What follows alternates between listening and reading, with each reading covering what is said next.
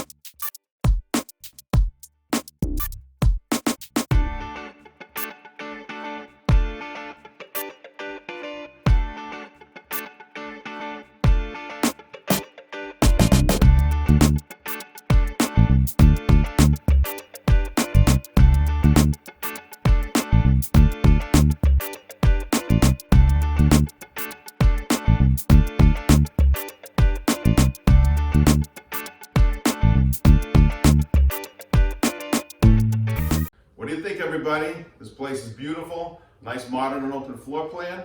Want to schedule your own showing? Contact us direct for more info. Don't delay, call us today.